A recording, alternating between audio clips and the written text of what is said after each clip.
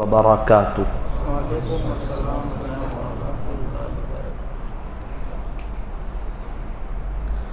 الحمد للہ حمدا کثیرا طیبا مبارکا فیہ کما یحب ویرضا۔ اشہد ان لا الہ الا اللہ وحدہ لا شریک لہ فی الخلق والامر، واشہد ان سیدنا وسندنا وحبیبنا وشفیعنا وخلیلنا ومولانا محمدا عبدہ ورسولہ، المبعوث إلى الأسود والأحمر، المنعوت بشرح الصدر ورفع الذكر، صلى الله عليه وعلى آله وأصحابه وبارك وسلم تسليما كثيرا كثيرا، اما بعد فاعوذ باللہ من الشیطان الرجیم، بسم اللہ الرحمن الرحیم، یا ایہا الذین آمنوا ادخلوا فی السلم کافہ ولا تتبعوا خطوات الشیطان انہ لکم عدو مبین، صدق اللہ مولانا العظیم۔ وقال رسول اللہ صلی اللہ علیہ وسلم لا تحقرن من المعروف شیئا، رواہ مسلم، او کما قال علیہ الصلاة والسلام۔ محبت سے درود پاک پڑھ لیجئے۔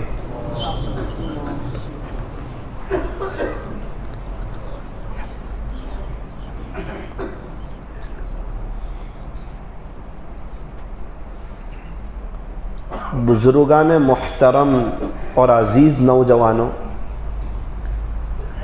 دنیا کا ہر انسان کامیاب ہونا چاہتا ہے، لیکن وہ کامیابی اپنے اعتبار سے تلاش کرتا ہے۔ اللہ بھی ہمیں کامیاب کرنا چاہتے ہیں اور اس کا طریقہ بھی اللہ نے بتایا۔ ایک کام کر لو میں تم کو کامیاب کر دوں گا۔ دنیا کی کامیابی کبھی ناکامی بھی ہو جاتی ہے، کبھی کامیابی بھی ہو جاتی ہے، کبھی صحت بھی مل جاتی ہے، کبھی بیماری بھی ہو جاتی ہے، کبھی نفع بھی ہوتا ہے، کبھی نقصان بھی ہوتا ہے، کبھی پاس بھی ہوتے ہیں، کبھی فیل بھی ہوتے ہیں، کبھی موت میت ہوتی ہے، کبھی شادی ہوتی ہے۔ تو یہاں کامیابی ناکامی چلا کرتی ہے، خوشی غمی چلا کرتی ہے، لیکن اللہ جس کو کامیابی کہیں اس کے بعد ناکامی کوئی نہیں، پریشانی کوئی نہیں، بے چینی کوئی نہیں، حالات کوئی نہیں، تکلیف کوئی نہیں، وہ ہمیشہ ہمیشہ کی کامیابی۔ اللہ تعالیٰ قرآن کریم میں ارشاد فرماتے ہیں وَاذْكُرُوا اللَّهَ كَثِيرًا، اور تم اللہ کا ذکر کثرت سے کرو، لعلکم تفلحون، تاکہ تم کامیاب ہو جاؤ۔ اللہ کے ذکر کے ساتھ ایک چیز بتائی کہ کثیرن کی ٹیبلٹ لینا، آپ زیادہ کرنا۔ صحابہ نے زیادہ ذکر کیا نا تو وہ کامیاب ہوئے، رضی اللہ عنہم ورضوا عنہ، اللہ ان سے راضی اور وہ اللہ سے راضی۔ یہ جتنے بھی اللہ والے ہیں نا، انہوں نے تھوڑا ذکر نہیں کیا، زیادہ ذکر کیا، اللہ نے ان کو کامیاب کر کے بتا دیا۔ یوں فرمایا کہ کثیرن کی ٹیبلٹ لینا، زیادہ ذکر کرنا تو ہم آپ کو کامیاب کر دیں گے۔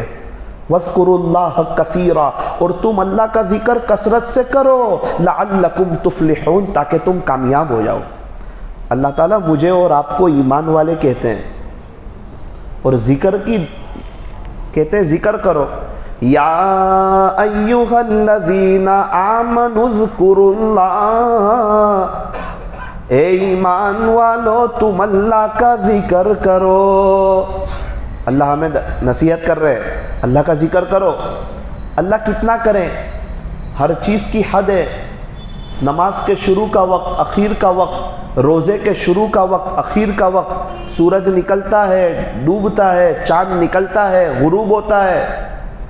تو اللہ نمازوں کے اوقات ہے، مغرب کا شروع کا وقت، ختم کا، عشاء کا شروع کا وقت، ختم کا، فجر کا شروع کا وقت، ختم کا، ظہر کا شروع کا وقت، ختم کا، عصر کا شروع کا وقت، ختم کا، تہجد کے شروع کا وقت، ختم کا، اشراق کے شروع کا وقت، ختم کا وقت، اوابین کے شروع کا وقت، ختم کا وقت، تہجد کے شروع کا وقت، ختم کا وقت۔ ہر چیز کی شروعات بھی بتائی، اینڈ بھی بتایا۔ اللہ جی آپ کہہ رہے ہیں نا کہ ایمان والو تم اللہ کا ذکر کرو، تو یہ بھی بتا دو کتنا کریں۔ فرمایا ذکرا کثیرا، اللہ کی کوئی حد نہیں، اللہ کے ذکر کی بھی کوئی حد نہیں۔ فرمایا یہ تو کثیرن کرتے ہی چلے جاؤ، کرتے ہی چلے جاؤ، کرتے ہی چلے جاؤ۔ وَلَذِكْرُ اللَّهِ أَكْبَرُ، یہ نہ کہنا کہ اللہ کے ذکر کے لیے وقت نہیں ہے، سب سے بڑی چیز ہی اللہ کا ذکر ہے۔ وَلَذِكْرُ اللَّهِ أَكْبَرُ، اور یوں فرمایا انعام کیا دوں گا پتہ ہے؟ کیا انعام دوں گا؟ جو سارے نبیوں کا رب ہے نا اللہ، جو ساری سپر طاقت ہے نا اللہ، جو سارے خزانوں کا مالک ہے نا اللہ، جس اللہ کے پاس تمہیں جانا ہے نا، تو مجھے دنیا میں یاد کر، میں تجھے یاد کروں گا۔ فَاذْكُرُونِي أَذْكُرْكُمْ، تم مجھے یاد کرو میں تم کو یاد کروں گا، تم مجھے یاد رکھو میں تم کو یاد رکھوں گا۔ یہ بہت بڑی بات ہے۔ ذکر کی یہ ایک ہی فضیلت ہوتی نا تو بھی انسان کو پورا دن اللہ کا ذکر کرنا چاہیے تھا۔ ایک شخص عمرہ کر کے آئے اور ہمیں آ کر کہیں مفتی تقی عثمانی صاحب دامت برکاتہم ملے تھے، ماشاءاللہ، کیا کہا؟ آپ کی تعریف کرتے تھے اور آپ کو یاد کرتے تھے۔ اچھا، دوسرا آدمی کہیں کہ مولانا طارق جمیل صاحب بھی ملے، کیا کہہ رہے تھے؟ بیجاپور میں وہ آدمی آپ کو یاد کرتے تھے، آپ کی تعریف کرتے تھے، سلام بھی کہا۔ اچھا مجھے؟ تیسرا آدمی کہے کہ پیر ذوالفقار صاحب ملے تھے، وہ تو آپ کی تعریف کرتے تھے اور آپ کو سلام کہا۔ انسان خوشی میں پھولا نہیں سماتا، اور یہاں اللہ کہتا ہے کہ سارے ولیوں کا رب تجھے یاد کرے گا، تو مجھے تو یاد کر۔ فَاذْكُرُونِي، تم مجھے یاد کرو، فَاذْكُرُونِي أَذْكُرْكُمْ، اللہ تم کو یاد کرے گا۔ اس لیے نیت کرو کہ اللہ کا ذکر کریں گے انشاءاللہ۔ یوں فرمایا کہ تم اللہ کا ذکر اتنی کثرت سے کرو کہ لوگ تمہیں پاگل اور دیوانہ کہنے لگے، اتنی کثرت سے تم اللہ کا ذکر کرو۔ اور یوں فرمایا یاد رکھنا جنت بہت بہترین جگہ ہے، مزے کی جگہ ہے، پکنک کی جگہ ہے، گھومو پھرو، کھاؤ پیو، عیش کرو، عبادت نہیں، نماز نہیں، ذکر نہیں، کچھ نہیں، وہ سب دنیا میں۔ جنت میں تو آرام ہے، جنت افسوس کی جگہ ہے ہی نہیں۔ لیکن جو گھڑی دنیا میں اللہ کے ذکر کے بغیر گزاری ہوگی نا، جنت میں بھی آپ کو اس کا افسوس ہوگا کہ میرے علاقے کے لوگ فلاں فلاں تھوڑا میرے سے ذکر زیادہ کیا تھا، جنت میں ان کا مقام اونچا ہے، اے کاش میرے پاس بھی وقت تھا، میں بھی اپنے اللہ کو کچھ یاد کرتا، میرا مقام اونچا ہوتا۔ ساری دنیا سکون کی تلاش میں ہے، اور اللہ کہتا ہے سکون تو میں نے اپنی یاد میں رکھا ہے، کہاں تلاش کر رہے ہو؟ اللہ، اے لوگوں سنو، خبردار ہو جاؤ، بذکر اللہ تطمئن القلوب، اللہ کے ذکر ہی سے دلوں کو اطمینان ہوتا ہے، ذکر سے ذات کی محبت پیدا ہوتی، نہ دنیا سے، نہ دولت سے، نہ گھر آباد کرنے سے تسلی دل کو ہوتی ہے، خدا کو یاد کرنے سے سکون مل جاتا ہے انسان، پیس آف مائنڈ۔ کتنی تسکین وابستہ ہے تیرے نام کے ساتھ، نیند کانٹوں پہ بھی آ جاتی ہے آرام کے ساتھ۔ اللہ تعالی ہمیں اپنی یاد میں رہنے کی توفیق اور سعادت نصیب فرمائے۔ دل کی تمام بیماریوں کا علاج ذکر میں.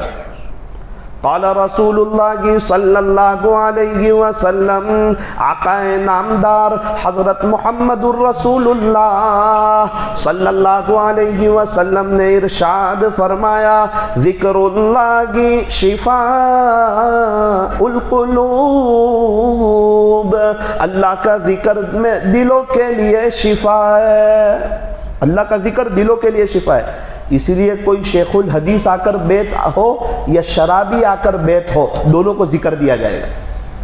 چونکہ جب ذکر کرتے کرتے ذکرن کثیرہ تک پہنچیں گے، حسد بھی ختم ہوگا، کینہ بھی ختم ہوگا، بغض بھی ختم ہوگا، عداوت بھی ختم ہوگا، نفرت بھی نکلے گی. دلیل اللہ کے نبی کا ارشاد، ذکر اللہ شفاء القلوب، اللہ کا ذکر دلوں کے لیے شفا.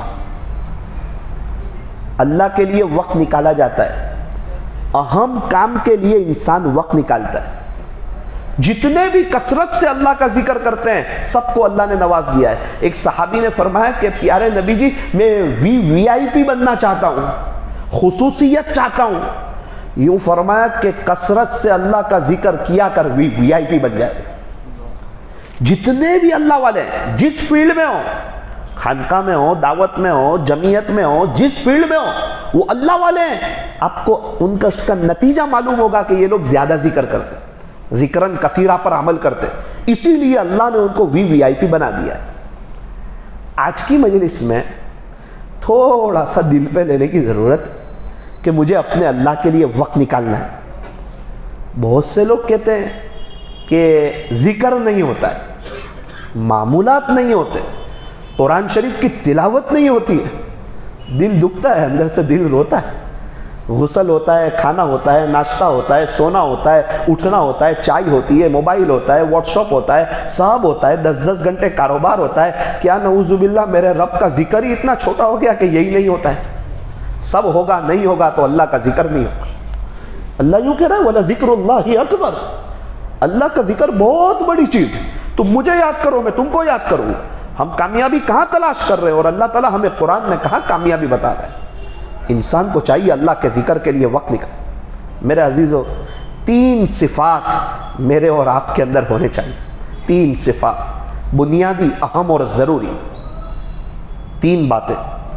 نمبر 1، میرے اور آپ کے پاس رحم والی آنکھیں ہو. نمبر 2، برداشت والے کان ہو. نمبر 3، محبت والی زبان ہو. اور یاد رکھنا، یہ 3 باتیں ہوگی نا تو بڑے پیمانے پہ آخرت کی تیاری ہوگی انشاءاللہ. اللہ کو بہت رحم آئے گا.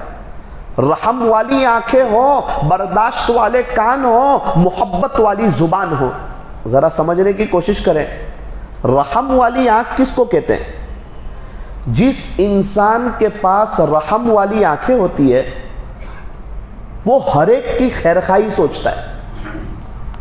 اب ہر ایک کے اوپر رحم والی آنکھیں ڈال رہا ہے. غریب ہوگا تو مدد کرے گا، غریب، بیوہ، مسکین، لاچار، مجبور ہوگا تو مدد کرے گا. اگر وہ دین سے دور ہوگا تو اس کو دین کی باتیں بتانے کی کوشش کرے گا. اگر وہ اللہ سے دور ہوگا تو اس کو اللہ سے جوڑنے کی کوشش کرے گا. کبھی بھی تکبر نہیں کرے گا. اگر کوئی بیمار ہوگا تو اس کے لیے دعا کرے گا اور اللہ کا شکر ادا کرے گا. میرے رب، آپ کا شکر ہے کہ آپ نے مجھے فلاں بیماری سے بچایا، میرے بھائی کو شفا دے دیں اور اللہ مجھے ہمیشہ اس بیماری سے بچا لینا. یہ سب کب ہوگا؟ جب رحم والی آنکھیں ہوگی. غریبوں کی مدد بھی ہوگی. ارحموا من فی الارض یرحمکم من فی السماء. تم زمین والوں پر رحم کرو، آسمان والا تم پر رحم کرے گا. ہمارے نوساری ضلع میں ایک شخص تھے، ان کے پاس رحم والی آنکھیں تھی. حالانکہ بہت گنہگار آدمی، غفلت میں زندگی گزارنے والے، دین سے دور، نماز سے دور، نشے کی حالت میں زندگی گزار رہے ہیں. اور نشے پر تو کتنی سخت وعید ہے. یوں فرمایا، جو شخص دنیا میں شراب پیے اور بغیر توبہ کے مر جائیں، اللہ اس کو جنت کی شراب سے محروم کر دیتے. نشے کی کوئی بھی چیز، اللہ تعالیٰ اتنے ناراض ہوتے ہیں. جو نشے کے عادی ہو، اللہ ان کو شب برات جس رات میں مغفرت کا دریا بہا دیتے ہیں، اس رات میں بھی اللہ ان کو معاف نہیں کرتے.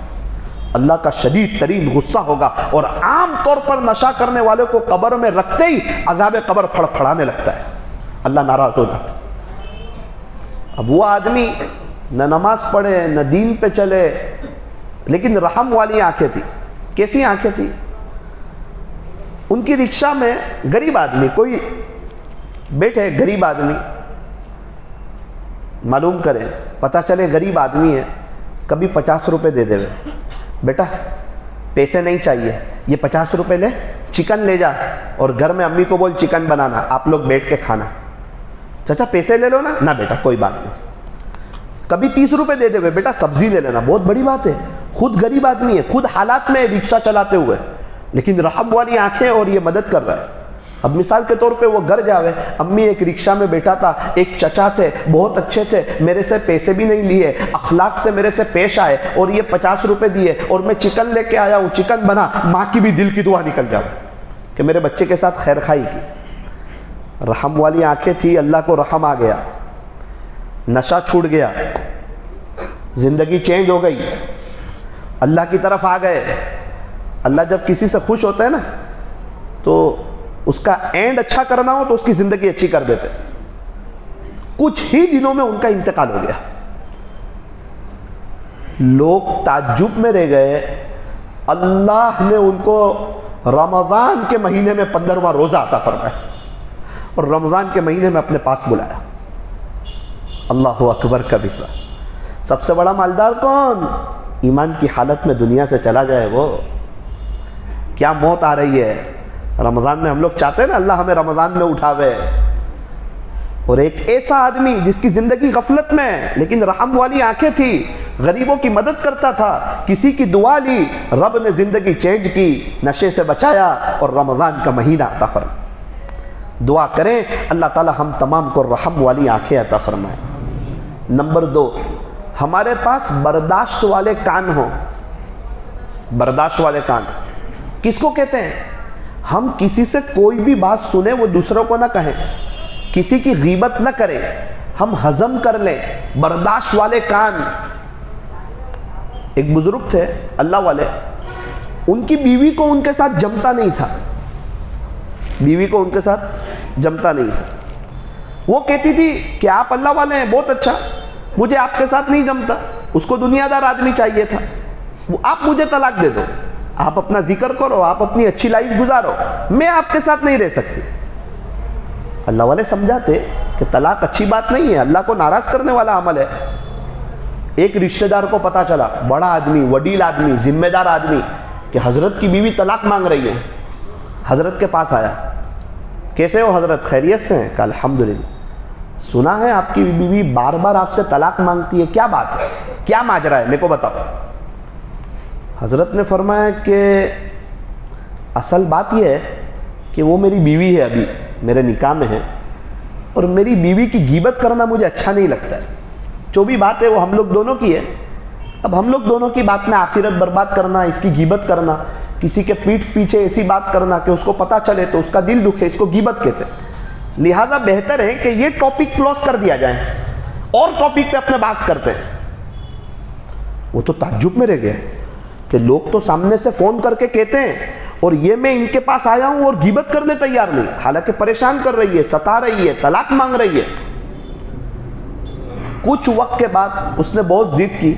حضرت نے سوچا اللہ کی بندی ہے، جب اس کو میرے ساتھ رہنا نہیں، کہیں ایسا نہ ہو میری آخرت برباد ہو جائے، تو حضرت نے بڑوں سے مشورہ کر کے اس کو طلاق دے دی. جیسے ہی طلاق دی تو وہ وڈیل ذمہ دار واپس آیا. حضرت چلو ٹھیک ہے، اس وقت تو بات سمجھ میں آئی، اب تو آپ کے نکاح میں نہ رہی، اب پورا ماجرا بتا دیجئے، کیا ماجرا ہے، کیا واقعہ ہے. حضرت نے فرمایا ماشاءاللہ اچھا ہوا آپ آئے، آپ کو میری فکر ہے، جزاکم اللہ.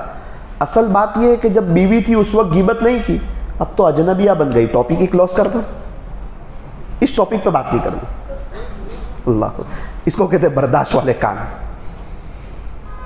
اور آج ہمارے گھروں میں تو بھائی کی غیبت، بھابھی کی غیبت، چاچا کی غیبت، ماما کی غیبت، پھوپھی کی غیبت. یہ سب غیبت کا مقصد کیا ہے؟ تو کہا یہ سب پریشان ہے اور اپنے خوشحال ہے.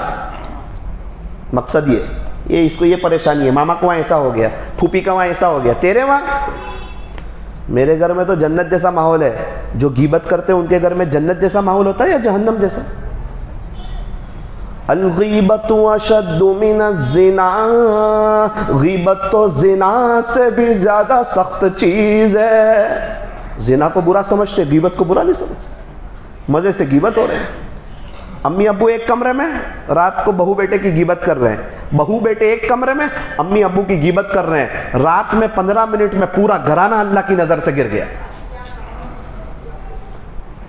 کتابوں میں لکھا ہے کہ ایک گناہ ایسا ہے جس میں خاص لوگ بھی مبتلا ہے، وہ غیبت ہے۔ جتنی سخت وعید غیبت کی قرآن کریم میں آئی، اتنی سخت وعید کسی اور چیز کے بارے میں نہیں آئی۔ کیا تم میں سے کوئی اپنے مردار بھائی کے گوشت کو کھانا پسند کرتا ہے؟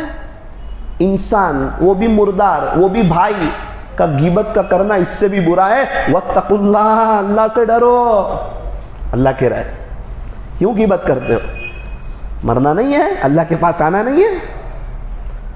بہت سے لوگ ہوں گے نیکیوں کا ڈھیر کے ڈھیر لے کے جائیں گے، اوپر جائیں گے تو ان کے نامہ اعمال میں کچھ نہیں۔ اللہ میں نے نمازیں بھی پڑھی تھی، وقت بھی لگایا تھا، اللہ والوں کی مجلسوں میں بھی گیا تھا، قرآن شریف کی تلاوت بھی کی تھی، رب بار بار عمرے بھی کیے تھے، وہ سب نیکیاں تو تھی، لیکن آپ غیبت کرتے تھے تو دوسروں کو دے دی۔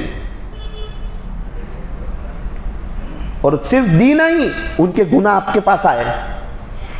اس وقت فلاں پہ ظلم کیا تھا، اس کو اللہ اکبر کبھی، بہن کو حصہ نہیں دیا تھا، اب آپ کے پاس کچھ نہیں ہے بلکہ لوگوں کے گناہ ہیں۔ بڑے افسوس کی بات ہے، نیکیوں کا ڈھیر لے کے جائے گا، نیکیاں بھی کی، محنت بھی کی، کوشش بھی کی، اور اوپر گیا تو اس کے پلے کچھ نہیں۔ اسی لیے میرے عزیزوں کبھی غیبت نہیں کرنا، تھوڑا ہمت سے کام لینا چاہیے کہ ہم غیبت نہیں کریں گے۔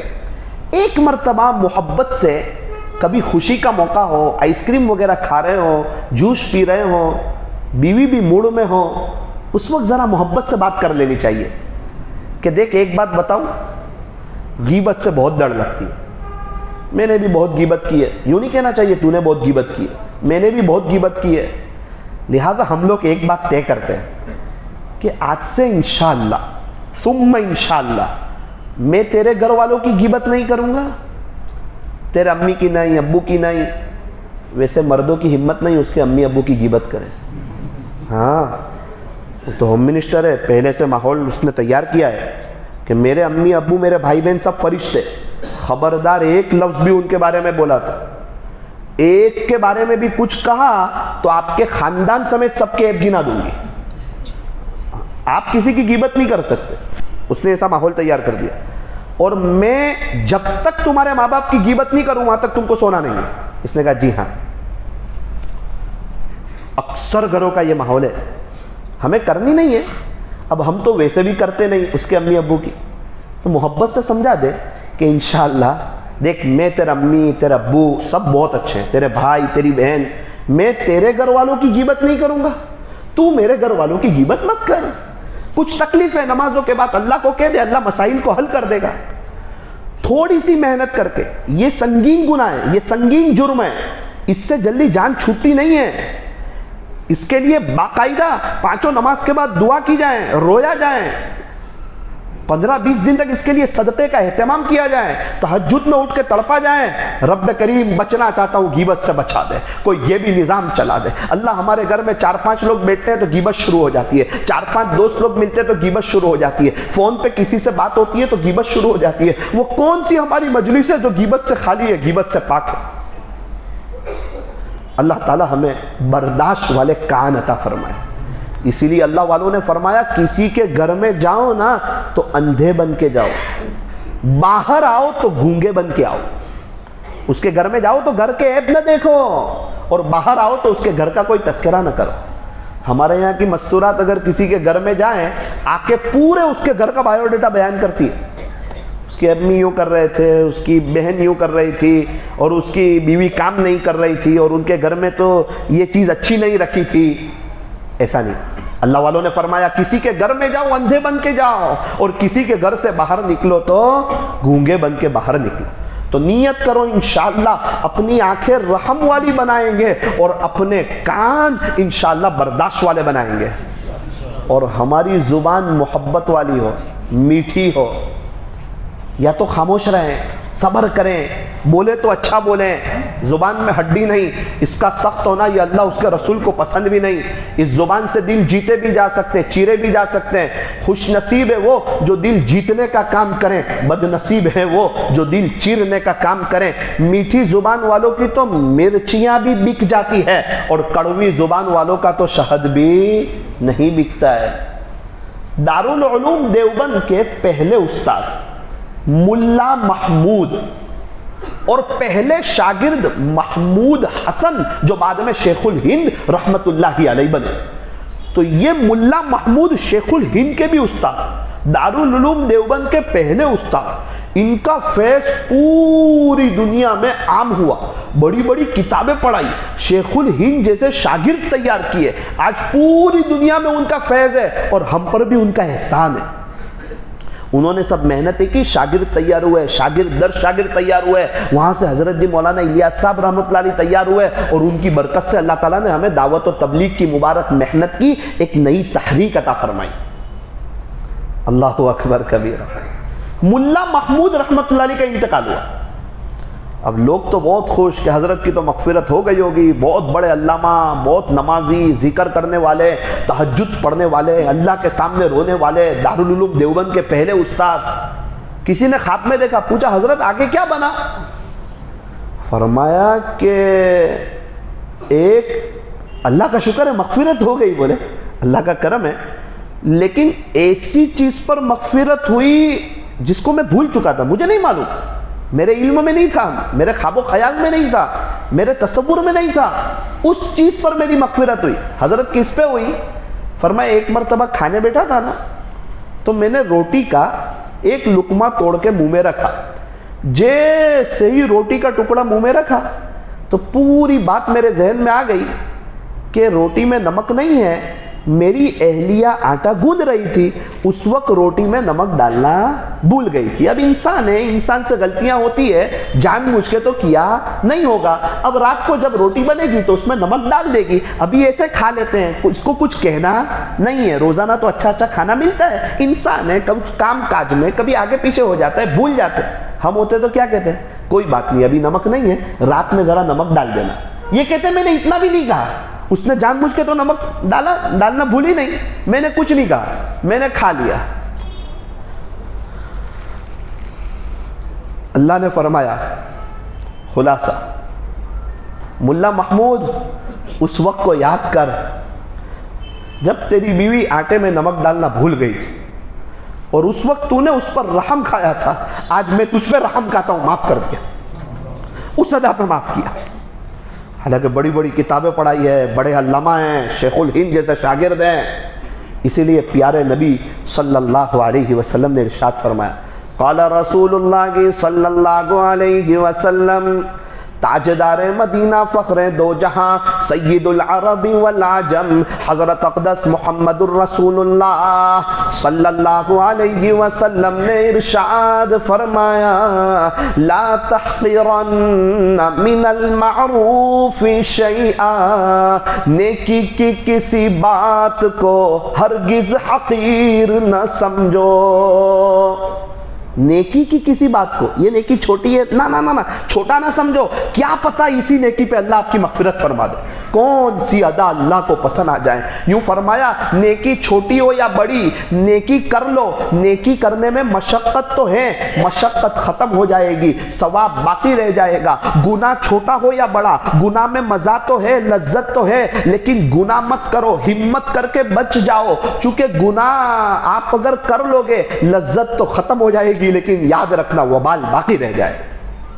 اسی لیے فرمایا کہ نیکی کرنی ہے اور گناہوں سے بچنا ہے۔ تو میرے عزیزو، ہم میں سے ہر ایک کے اندر بطور خاص ہمارے جو داعی حضرات ہیں، اللہ کے دین کے خاطر محنت کرنے والے، وہ اپنے اندر یہ تین باتیں پیدا کریں: رحم والی آنکھیں، برداشت والے کان، محبت والی زبان، اور تین باتیں: مسکراتا ہوا چہرہ، میٹھی زبان، ٹھنڈا دماغ، معاف کر دینا، سہ جانا، برداشت کرنا، غصے کو پی جانا، کوئی ہمارے راستے میں کانٹے بچھائے اس کے راستے میں پھول کو بچھانا، احسن الی من اساء الیک، جو برائی کا معاملہ کرے اس کے ساتھ اچھائی کا معاملہ کرنا، جو توڑے اس کے ساتھ جوڑنا، اچھے انسان بن کے زندگی گزارنا، باپ ہو تو اچھے باپ بننا، بیٹے ہو تو اچھے بیٹے بننا، شوہر ہو تو اچھے شوہر بننا، داماد ہو تو اچھے داماد بننا، خسر ہو تو اچھے خسر بننا، بھائی ہو تو اچھے بھائی بننا، چچا ہو تو اچھے چچا بننا، ماما ہو تو اچھے ماما بننا، دادا ہو تو اچھے دادا بننا، نانا ہو تو اچھے نانا بننا، امیر ہو تو اچھے امیر بننا، معمور ہو تو اچھے معمور بننا، ایک بہترین انسان بن کے اگر ایک پڑوسی ہو تو اچھے پڑوسی بننا۔ ایسے رہا کرو کہ کرے لوگ آرزو، ایسی چلن چلو کہ زمانہ مثال دیں کہ فلاں آدمی کیسی صاف ستھری زندگی گزارتا ہے کہ اس کی طرف سے کسی کو ذرہ برابر بھی تکلیف نہیں ہوتی۔ اس لیے نیت کرو انشاءاللہ صاف ستھری اخلاق والی زندگی گزاریں گے انشاءاللہ۔ اخلاق اللہ کو بہت پسند۔ یوں فرمایا کہ کبھی کبھار تو ایسا ہوتا ہے کہ دن بھر روزے رکھنے والا، رات بھر نمازیں پڑھنے والا اس مقام تک نہیں پہنچتا جس مقام تک اچھے اخلاق والا پہنچ جاتا ہے۔ جب تک اخلاق بہتر نہ ہو ایمان کامل نہیں ہوتا۔ اکمل المؤمنین ایمانا احسنهم خلقا، کامل ایمان والا وہ ہے جس کے اخلاق بہت بہتر ہو۔ کل قیامت کے دن نیکی کا پلڑا، برائیوں کا پلڑا، کوئی ایسی چیز ہے جو نیکیوں کے پلڑوں کو جلدی جھکا دے؟ فرمایا نیکی کے ترازو میں سب سے بھاری چیز اچھے اخلاق ہے۔ اگر اچھے اخلاق ہوں گے اللہ کی ذات سے امید ہے انشاءاللہ نیکی کا پلڑا جھک جائے گا۔ یوں فرمایا تم ایمان پر محنت کرتے کرتے اچھے اخلاق تک پہنچو، لوگ تمہارے اچھے اخلاق کو دیکھ کر انشاءاللہ ایمان تک پہنچ جائیں گے۔ پیارے نبی صلی اللہ علیہ وسلم کے اخلاق بھی بہت بلند پائے کے تھے۔ وَإِنَّكَ لَعَلَىٰ خُلُقٍ عَظِيمٍ، پیارے نبی جی بے شک آپ کے اخلاق تو بہت بلند پائے کے۔ اللہ تبارک و تعالی مجھے اور آپ کو اخلاق کی دولت سے مالا مال فرمائے۔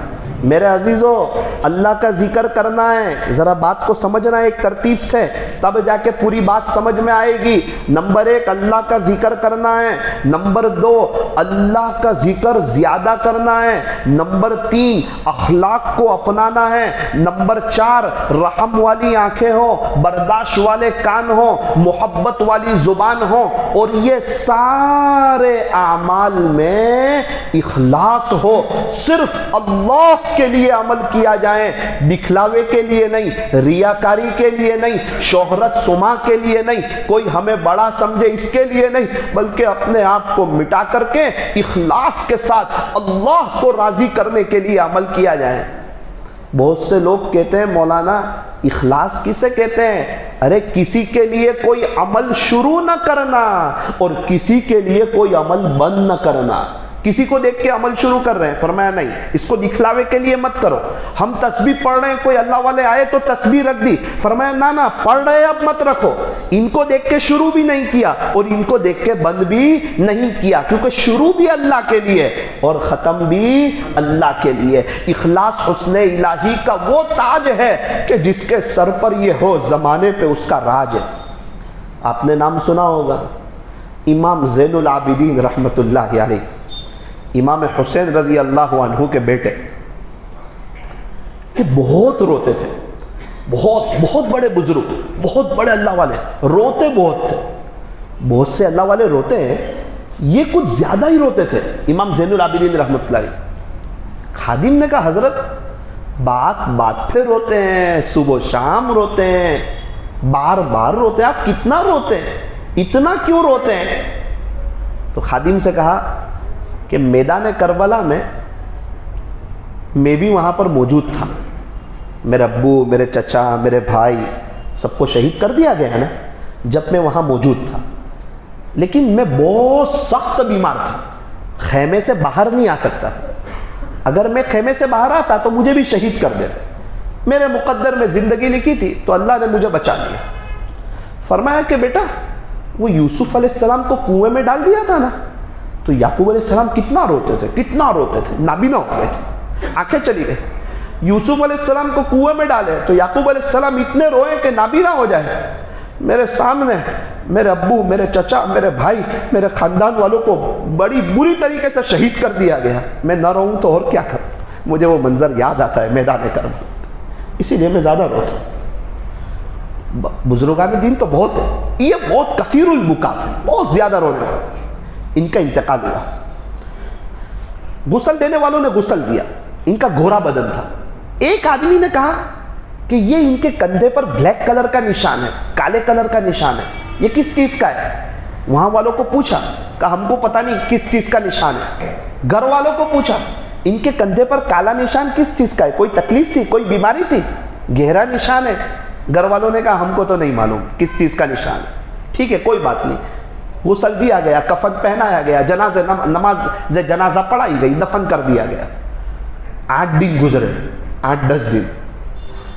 جو بہت مجبور اور لاچار عورتیں تھیں نا, بیوائیں تھیں نا, ان کے گھروں سے رونے کی آواز آئی. ہائے وہ کہاں چلا گیا جو راتوں کو آ کر ہمارے گھر میں پانی بھر دیا کرتا تھا. ہائے وہ کہاں چلا گیا جو راتوں کو آ کے ہمارے گھر میں پانی بھر دیا. آج ہم کو یہ بات سمجھ میں نہیں آئے گی, ہمارے گھر میں نل ہے نا اس لیے. اس زمانے میں کنویں پہ جانا پڑتا تھا, لائن میں کھڑے رہنا پڑتا تھا, زیادہ پانی لینا پڑتا تھا, چونکہ کپڑے دھونا, باسن دھونا, غسل کرنا, فارغ ہونا, اور وہ پانی دور ہوتا تھا. لائن میں کھڑے رہ کے پانی بھرنا, اس کو اٹھانا, اس کو لوگوں کے یہاں پہنچانا, یہ آسان بات نہیں ہے. حضرت مشق میں پانی بھرتے تھے اور اس کو اپنے کندھے پہ رکھتے تھے. اب اس کو بلیک کلر کا اس وجہ سے نشان پڑا تھا, بار بار پانی لانا, بھرنا. اور بیواؤں اور مجبوروں اور لاچاروں اور ایسی عورتیں جو اپنا پانی نہیں بھر سکتی, ان کی مدد کرنے والا کوئی نہیں, ان کے گھروں میں رات کو جا کے پانی پہنچا دیا کرتے تھے. اللہ والے فرماتے ہیں پوری زندگی اس طرح گزاری کہ یہ غریبوں کا کام کیا, یہاں تک کہ اپنے گھر کی عورتوں تک کو پتہ نہیں چلنے دیا کہ میں کیا کر رہا ہوں. اس درجے کا ان کا تھا اخلاص کہ میں جانوں, میرا اللہ جانے, تیسرا کوئی نہ جانے. اللہ کرے اللہ تعالیٰ یہ جذبہ ہمیں بھی عطا فرمائے کہ ہم نے گناہ تو ایسے بہت کیے اخلاص والے کہ ہم جانتے اور اللہ جانتا ہے, تیسرا کوئی جانتا. کچھ نیکی بھی ایسی کر جائیں, ہم جانے اللہ جانے, تیسرا کوئی نہ جانے, اور خدا کے دربار میں وہ نیکی کام آ جائے. ابو عمر نجیر رحمت اللہ علیہ یہ بھی بہت بڑے اللہ والے ہیں, مالدار بھی بہت تھے, بڑے اللہ والے تھے. حاکم وقت نے میٹنگ بلائی اور نامزد بڑے بڑے مالداروں کو طے کیا, ابو عمر نجیر کو بھی بلایا ہے, اور ساری بات رکھی کہ دیکھو ہماری بستی میں, علاقے میں رفائی کام کی ضرورت ہے, اللہ نے آپ کو مال دیا ہے, قومی خزانے سے میں تھوڑا مال لگاتا ہوں, تھوڑا آپ لوگ بھی دو, ہم لوگ سب مل کے کام کریں گے ایک ساتھ تاکہ لوگوں کو فائدہ ہو. تو سب نے جس کو جو لکھانا تھا سب نے لکھایا. ابو عمر نجیر رحمت اللہ علیہ نے اتنی بڑی رقم لکھائی کہ وہ بادشاہ تھوڑی دیر تک حیرت میں رہ گیا کہ میری حکومت میں ایسے لوگ بھی ہیں جن کے پاس اتنا پیسہ ہے, اتنی بڑی رقم لکھا رہے, لیکن سب کے جانے کے بعد لکھائی. اس زمانے میں چاندی کے سکے چلتے تھے درہم, اور سونے کے سکے ہوتے تھے دینار. 1 دینار کا بہت کچھ آ جاتا تھا, سونے کا سکہ تھا. آج بھی سونے کا سکہ ہو, اس کو دو تو کئی ہزاروں روپے آ جاوے. ابو عمر نجیر رحمت اللہ علیہ نے کہا بادشاہ سلامت, میری طرف سے 2 لاکھ دینار لکھ لو, اور لا کے بادشاہ کو دے دیے. بادشاہ تو تعجب میں رہ گیا. اس نے کہا کہ یار لوگوں نے کم لکھایا, ابو عمر نجیر نے بہت بڑی رقم لکھائی. دوبارہ میٹنگ بلائی کچھ دن کے بعد, اور لوگوں کو کہا دیکھو رفائی کام کرنا ہے, قومی خزانے سے میں دیتا ہوں, آپ بھی تھوڑا سا دو, تھوڑا دل کھول کے دو. یہ ابو عمر نجیر یہاں بیٹھے ہیں نا ماشاءاللہ, 2 لاکھ دینار دیے, 2 لاکھ دینار. ابو عمر نجیر تو پورے ہل گئے کہ یار میں نے تو اکیلے میں دیے تھے, چپکی سے دیے تھے, میں جانوں اللہ جانے, تیسرا کوئی نہ جانے. اب انہوں نے تو سب کے سامنے کہہ دیا, اب اس کا تو پورے علاقے میں چرچا ہوگا, واہ واہ ہوگی, لوگ اس کو یاد کریں گے, اس کی باتیں کریں گے. کہیں ایسا نہ ہو انتقال سے پہلے تکبر آ جاوے اور آخرت ہی برباد ہو جاوے. کھڑے ہو گئے. بادشاہ سلامت, سوری ایک غلطی ہو گئی میرے سے, وہ میرے 2 لاکھ دینار مجھے واپس دے دو, مجھے اس سلسلے میں ایک مشورہ کرنا ہے. بادشاہ نے کہا آپ کیسی بات کرتے ہو, اتنی بڑی رقم؟ نہیں بادشاہ, مجھے میری رقم واپس دے دو. سب لوگوں نے بھی کہا پتہ نہیں کیسا آدمی ہے, رقم دی واپس لے لی, ایسا اچھا آدمی کوئی ایسا کام کرتا ہے؟ انہوں نے کہا کوئی بات نہیں, میرا معاملہ ہے, میری رقم مجھے واپس دے دو. بادشاہ نے ان کی رقم واپس دے دی. مجلس ختم ہو گئی. بادشاہ کا چہرہ اتر گیا, افسوس کرنے لگا. ابو عمر نجیر نے کہا کہ بادشاہ سلامت, آپ نے تو میرا عمل ہی ضائع کر دینا تھا, واپس لے لو یہ 2 لاکھ دینار, اللہ کے لیے دے رہا ہوں, آپ جانے میں جانوں, کسی اور کو بتانا مت ورنہ واپس لے لوں گا. بادشاہ نے کہا دے دو, اب کسی کو بتاتا ہی نہیں, لاؤ دو. کتاب میں یہ واقعہ لکھنے کے بعد لکھا ہے کہ اخلاص کے تاج محل ایسے بھی تھے, اخلاص کے تاج محل ایسے بھی تھے کہ میں جانوں, اللہ دیکھ رہا ہے نا, جب اللہ دیکھ رہا ہے تو مجھے کس کو بتانا. جب ایسا جذبہ ہوتا ہے نا تو پھر انسان کی تنہائیوں میں نیکیاں ہوتی, تنہائی کی نیکیاں انسان تجھے اللہ کے قریب کر دے گی, اور تنہائیوں کے گناہ انسان تجھے اللہ کی نظر سے گرا دے. اخلاص والے ہدایت کے چراغ ہیں. زندگی پر کبھی بھی اپنے مخلص ہونے کا دعویٰ نہ کرو. میں اخلاص والا ہوں, نہیں, میں کوشش کر رہا ہوں. زندگی پر کبھی بھی اپنے مخلص ہونے کا دعویٰ نہ کرو, اور لائف ٹائم کبھی بھی کسی کے اخلاص پہ شک نہ کرو. سب لوگ اخلاص والے ہیں, میرا مسئلہ ہے, ہم میں کا ہر ایک آدمی یہی کہے میرا مسئلہ ہے, باقی سب لوگ اخلاص والے. قاعدہ بیان کیا, کبھی بھی اپنے مخلص ہونے کا دعویٰ نہ کرو, اور لائف ٹائم کبھی بھی اپنے اخلاص پر شک نہ کرو. اپنے مخلص ہونے کا دعویٰ نہ کرو, اور لائف ٹائم کبھی بھی کسی کے اخلاص پر شک نہ کرو. اخلاص کے ساتھ جو کام کیا جاتا ہے اس کے بہت گہرے اثرات مرتب ہوتے ہیں. حضرت پیر ذوالفقار صاحب فرماتے ہیں, ہم نے ہمارے امی کا اخلاص دیکھا. میری امی بہت اخلاص والی تھی, گھر میں کوئی حافظ علم نہیں, سیدھا سادہ ایک دینی ماحول تھا. ابو کھیتی کریں, امی اپنے گھر میں کام کریں, لیکن فرماتے ہیں کہ میری ماں کے اندر اخلاص تھا. کیسا اخلاص تھا؟ حضرت فرماتے ہیں خلاصہ کلام یہ ہے کہ ہمارے علاقے میں ایک عورت رہتی تھی, اس کے بچے بھی تھے, اور اس کا خاوند اس کا صحیح معنوں میں خرچہ نہیں اٹھاتا تھا. تو وہ میرے امی کے پاس آتی تو میرے امی اسے کچھ نہ کچھ دے دیتے. ہم کو پتہ نہیں چلتا, اتنا پتہ چلتا تھا امی اس کی کچھ مدد کر رہے ہیں, کیا کر رہے ہیں, کیسے کر رہے ہیں, یہ کچھ پتہ نہیں. اس کا آنا, امی کا مدد کرنا, پتہ ہی نہیں چلے کیا ہو رہا ہے. کافی مدت ہو گئی, وہ عورت آئی نہیں. میرا امی بیمار, میری ماں پریشان کہ وہ عورت جو حالات میں تھی, تکلیف میں تھی, کہاں چلی گئی, کوئی بیماری ہو گئی, وہ کہاں ہے, دکھتی نہیں ہے, نظر نہیں آتی ہے. اللہ کی شان, ایک مرتبہ میری بہن کو مل گئی. میری بہن نے کہا کہ امی تجھے یاد کرتے تو آتی نہیں. کہا میں تو فلاں علاقے میں رہنے چلی گئی ہوں, اور معاف کرنا میں تو آنا ہی بھول گئی. گھر آئے, امی کو بتایا. امی نے کہا چلو مجھے اس کے پاس لے جاؤ. امی کچھ کام ہے, کچھ کہنا ہے, کچھ دینا ہے, میں دے دیتی ہوں, آپ بیمار ہیں, آپ چل نہیں سکتے. کہا نا مجھے اس کے پاس لے جاؤ. حضرت پیر ذوالفقار صاحب فرماتے میری ماں بیماری کی حالت میں اس کے پاس گئی, تھوڑا چلتی بیٹھ جاتی, تھوڑا چلتی بیٹھ جاتی, بڑی مشکل سے اس کے پاس پہنچی. گئے اور آ گئے, کچھ پتہ نہیں کیا ہوا, کیا باتیں ہوئی, کیا ہوا, نہ میری بہن کو پتا, نہ مجھے پتا, نہ گھر میں کسی کو پتا. جب میری ماں کا جنازہ اٹھ گیا, میری ماں دنیا سے چلی گئی, اس وقت اس عورت نے کہا کہ بہن جب تو تیرے امی کو میرے پاس لے کے آئی تھی نا, اس وقت تیری ماں نے مجھے 10,000 روپے دیے تھے, اس زمانے کے 10,000 روپے. پھر ان کی اولاد ہوتی ہے پیر ذوالفقار صاحب. اللہ اکبر کبیرہ, اخلاص والے ہدایت کے چراغ میں. پیر ذوالفقار صاحب کی امی کیا کہتی تھی معلوم ہے؟ میرا زلفی تو اولیاء کا سردار بنے گا, میرا زلفی تو اولیاء کا سردار بنے گا. اور ہم کیا کہتے ہیں؟ میرا بچہ کچھ نہیں بنے گا, موبائل لے کے بیٹھا رہتا ہے. او بھائی کسی کا بچہ کچھ نہیں بنتا، اللہ ہی اسے سب کچھ بناتا ہے.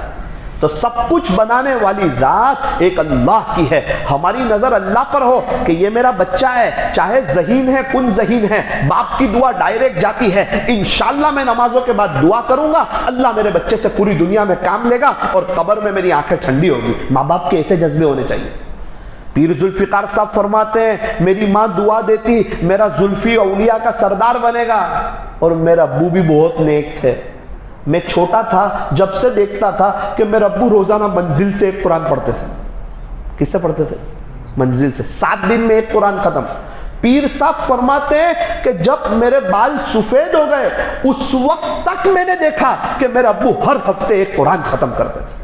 ہاں جب ابو قرآن پڑھنے والے ہو، ماں اخلاص کے ساتھ خرچ کرنے والی ہو، پھر اولاد ایسی ہوتی ہے اور اللہ تعالیٰ ان سے اتنا بڑا گہرا کام لیتے ہیں. او میرے عزیزو، ضرورت اس بات کی ہے میں اور آپ اپنے اندر اخلاص پیدا کریں. اخلاص کے ساتھ کیا ہوا چھوٹا عمل بھی بہت ہو جاتا ہے، اور ہم اللہ کی طرف آئیں گے نا انشاءاللہ ہماری اولاد اللہ کی طرف آئے گی. اور یاد رکھنا اگر اخلاص نہیں ہوگا نا دنیا بھی برباد ہو جائے گی، آخرت بھی برباد ہو جائے گی. جتنا علم ہو، جتنا تقوی ہو، جتنی قربانی دی ہو، جتنا ذکر کیا ہو، سب ضائع ہو جائے گا اگر اخلاص نہیں ہوگا، اللہ کے لیے نہیں ہوگا، منہ پہ مار دیا جائے گا.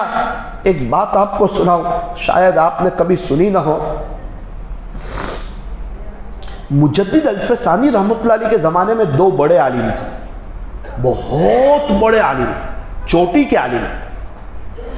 ایک کا نام تھا ابو الفضل، دوسرے کا نام تھا فیضی. اور دونوں اتنے بڑے عالم، سگے بھائی، ابو الفضل بڑا اور فیضی چھوٹا، دونوں نے مل کر قرآن شریف کی ایک تفسیر لکھی. قرآن شریف کی تفسیر لکھنا ہی بڑا کام ہے، لیکن کیسی تفسیر لکھی پتہ ہے؟ آج بھی لائبریری میں موجود ہے. ایک بھی نقطے والا حرف اس میں نہیں لکھا، با نہیں، تا نہیں، سا نہیں، جیم نہیں، خا نہیں، زال نہیں، فا نہیں، قاف نہیں. اکابرین تو آج تک حیران ہیں کہ انہوں نے الفاظ کا چناؤ کیسے کیا. پوری تفسیر میں قرآن شریف کی نقطے والا ایک بھی حرف نہیں لکھا. اس تفسیر کا نام بھی انہوں نے لکھا سواقع الالہام، اس میں بھی ایک بھی نقطہ نہیں، نام میں بھی. اتنا علم اور اتنا گہرا علم. ابو الفضل 2 مرتبہ کوئی بات سنے تو یاد ہو جاوے. چھوٹا بھائی فیضی 1 مرتبہ کوئی بات سنے تو یاد ہو جاوے. اتنا علم. علم والوں کا تو کتنا اونچا مقام ہے، لیکن اخلاص نہیں تھا، اللہ کے لیے نہیں تھا. درباری ملا بن گئے، بادشاہ کا ساتھ دینے لگے. بادشاہ کو تعظیمی سجدہ کرنا نعوذ باللہ جائز ہے. سب سے پہلے یہ 2 بھائیوں نے فتویٰ دیا، ابو الفضل اور فیضی نے، حالانکہ حرام ہے. یہ 2 بھائیوں نے فتویٰ دیا بادشاہ کو خوش کرنے کے. اور وقت کے مجدد، جو 1000 سال میں ایک مجدد پیدا ہوتا ہے، 1000 سال میں، ان کے دشمن ہو گئے مجدد الفسانی رحمۃ اللہ علیہ کے 2 بھائی. مجدد الفسانی رحمۃ اللہ علیہ کو جیل میں پہنچانے میں دونوں بھائی کا ہاتھ تھا. اللہ اکبر. دیکھیں اللہ ناراض ہو رہا ہے تو کیا ہو رہا ہے.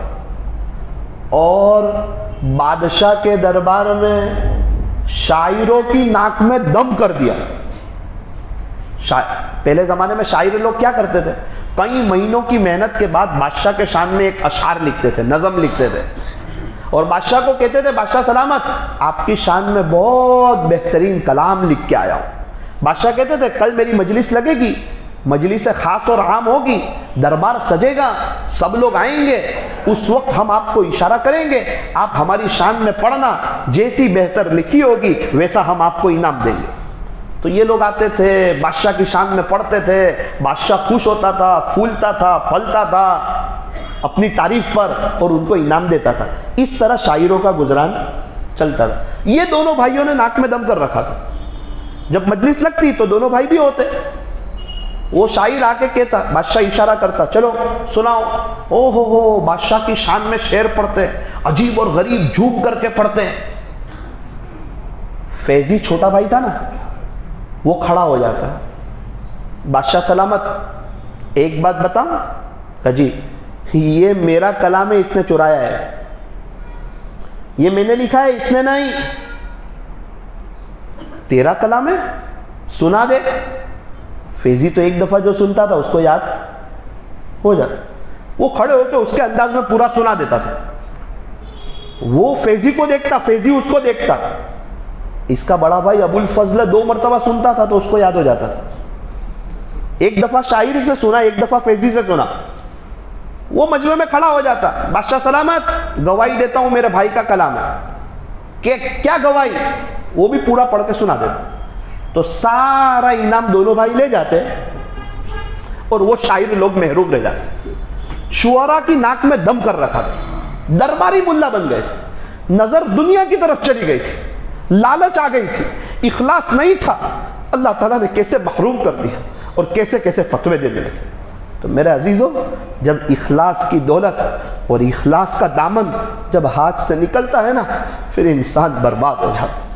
اس لیے ہمیشہ اپنے عیب دیکھنا، دوسروں کی خوبیاں دیکھنا، کبھی بھی اخلاص کا دامن نہیں چھوٹے گا۔ شیخ سعدی رحمت اللہ علیہ جہاں دیدہ دنیا دیکھے ہوئے فرماتے ہیں، مجھے میرے شیخ شہاب الدین سہروردی رحمت اللہ علیہ نے نصیحت کی تھی، سعدی اپنے بارے میں بد بھی ہو جا، دوسروں کے بارے میں خود بھی ہو جا، سعدی اپنے عیب دیکھ اور سب کی خوبیاں دیکھ۔ کتابوں میں لکھا ہے اللہ تعالیٰ کسی سے خوش ہوتے ہیں اس کو اپنے عیب نظر آتے ہیں اور دوسروں کی خوبیاں نظر آتی ہے، اور لکھا ہے اللہ تعالیٰ جب کسی سے ناراض ہوتے ہیں پھر اس بندے کو اپنی خوبیاں یاد آتی ہے، وہ تکبر کرتا ہے، اللہ کی نظر سے گرتا ہے اور دوسروں کے عیب نظر آتے ہیں۔ شیخ سعدی فرماتے تھے یہ جہاں دیدہ ہے، ان کی 2 کتابیں عالم کلاس میں پڑھائی جاتی ہے، گلستان اور بوستان، دونوں کتاب نصیحتوں سے بھری پڑی ہے۔ اس زمانے میں جہاں دیدہ آدمی بہت کم ہوتا تھا، چونکہ اس طرح فلائٹ کے سفر نہیں ہوتے تھے، بڑا لمبا لمبا سفر، اونٹ پہ، گھوڑے پہ، خچر پہ۔ شیخ سعدی رحمت اللہ علیہ نے اپنے زمانے میں بہت سفر کیے، اس لیے ان کو جہاں دیدہ کہتے ہیں۔ دنیا کا بڑا حصہ دیکھا، وہ دنیا کا بڑا حصہ دیکھنے کے بعد 2 نصیحتیں فرمائی، پوری دنیا گھوم کر کے آیا، کوئی ایسا نہیں ملا جس نے اللہ کے نام پہ خرچ کیا ہو اور غریب ہو گیا ہو۔ فرماتے پوری دنیا میں مجھے کوئی ایسا نہیں ملا۔ اللہ کے نام پہ دیتے رہو، آپ رکنا مت، اللہ کے نام پہ دیتے رہو، اللہ تم کو دیتا رہے گا، اللہ کے راستے میں دیتے رہو، اللہ تم کو نوازتا رہے گا۔ شیخ سعدی فرماتے ہیں کہ پوری دنیا دیکھی، کوئی ایسا نہیں ملا جس نے اللہ کے نام پر دیا ہو اور غریب ہو گیا ہو، مجھے میری لائف میں کوئی ایسا نہیں ملا۔ فرماتے ہیں غلطی سے بھی کسی پر ظلم نہ کرنا، مجھے کوئی ایسا بھی نہیں ملا جس نے کسی پر ظلم کیا ہو اور اللہ کی پکڑ سے بچ گیا ہو، ایسا بھی مجھے کوئی نہیں ملا۔ اپنی لائف میں کبھی کسی پر ظلم نہ کرنا۔ شیخ سعدی رحمت اللہ علیہ فرماتے ہیں میں چھوٹا سا بچہ تھا، گھر میں سونے کی انگوٹھی رکھی ہوئی تھی، میں لے کے اس کو باہر نکل گیا، چھوٹا سا، مجھے پتا نہیں، میں نے سونے کی انگوٹھی پہن لی، چھوٹا بچہ۔ ایک ٹھگ آیا، گھوڑ لے کے آیا، اس نے دیکھا یہ چھوٹا بچہ ہے، اس کے ہاتھ میں سونے کی انگوٹھی ہے، اس نے میرے پاس آیا، مجھے بہلایا، پیار کیا، مجھے کہا بیٹا تیرے ہاتھ میں کیا ہے؟ میں نے کہا انگوٹھی ہے۔ اچھا دیکھ میرے ہاتھ میں گھوڑ ہے، بولے اچھا یہ ذرا ٹیسٹ کر، اس کو دیکھ، چکھ کر، کیسا مزہ ہے اس کا؟ شیخ سعدی کہتے ہیں میں چھوٹا، میں نے چکھا تو مزہ تو آیا نہیں۔ اس نے کہا اب میں تجھے گڑ کھلاتا ہوں۔ اس نے لے کے مجھے گڑ دیا، یہ چکھ، یہ کیسا ہے؟ میں نے کہا ہاں یہ تو بہت میٹھا ہے، یہ بہت اچھا ہے، یہ انگوٹھی اچھی کہ گڑ اچھا؟ شیخ سعدی کہتے ہیں میں نے کہا گڑ اچھا، ایک کام کر، یہ اتنا سب گڑ ہے تو لے لے، انگوٹھی مجھے دے دے۔ ہاں یہ تو بہت اچھی بات ہے، انگوٹھی اتار کے دے دی اور گڑ لے لیا۔ گھر آیا، پھر کیا گد بنی ہوگی آپ کو اندازہ ہے؟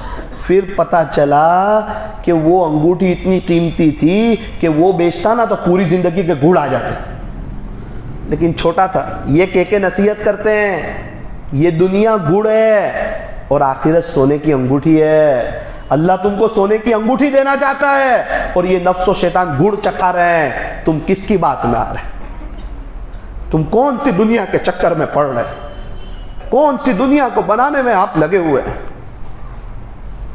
یہ دنیا گڑ ہے، یہ 4 دن کی چاندنی پھر اندھیری رات ہے، یہ رونق ہے، یہ بہار ہے، یہ محفل ہے، یہ مجلس ہے، یہ کمکم ہے، یہ انٹرنیٹ کی فراوانی ہے۔ اسی لیے فرمایا یہاں اونچے اونچے بنگلے نہ دیکھو، قیمتی قیمتی بائک نہ دیکھو، خوبصورت خوبصورت گاڑیاں نہ دیکھو، نئے نئے موبائل نہ دیکھو، بلکہ اٹھتے ہوئے جنازے دیکھو اور شکستہ قبر دیکھو اور قبرستان کا چکر لگاؤ اور دیکھو وہاں لوگوں کا کیا عالم ہے۔ سوئے ہوئے ہیں بڑے بڑے مالدار، ڈاکٹر، انجینئر، وکیل، پروفیسر، لوئر، آج ان کو پوچھنے والا کوئی نہیں، آج ان کو یاد کرنے والا کوئی نہیں، آج ان کے لیے ایصال ثواب کرنے والا کوئی نہیں۔ ایک بزرگ قبرستان میں ایک نوجوان آیا، قبر کی طرف اشارہ کیا، بیٹا اللہ اس کو ایک موقع دے دے تو یہ کیا کرے گا؟ حضرت نیک ہو جائے گا، نمازی ہو جائے گا، قرآن شریف کی تلاوت کرے گا، مسجد میں پڑھا رہے گا، خوب دین کا کام کرے گا، پلک جھپکنے کے برابر بھی گناہ نہیں کرے گا اگر اللہ اس کو ایک موقع دے دے تو۔ حضرت مسکرائے، فرمایا کہ بیٹا یہ سب کام تو کر لے، اس کو تو موقع ملنے والا ہے نہیں، ایک وقت آئے گا پھر نہ تجھے موقع ملے گا نہ مجھے موقع ملے گا۔ یہ بھی ہماری طرح انسان تھا، زمین پہ چلتا تھا، اس کی سانس چل رہی تھی، اس کا بھی فیملی کاروبار میں سب تھا، موت آ گئی، اللہ کے پاس چلا گیا۔ او میرے عزیزو، قبر والے پوری پوری زندگیاں دین کا کام کرنے کے لیے تیار ہے، اب اللہ تیار نہیں ہے۔ آج موقع ہے، سانس چل رہی ہے، توبہ کا دروازہ کھلا ہوا ہے، اللہ اپنا بنانے کے لیے تیار ہے۔ کیا ہم میں سے کوئی اللہ کی طرف آنے کے لیے تیار ہے؟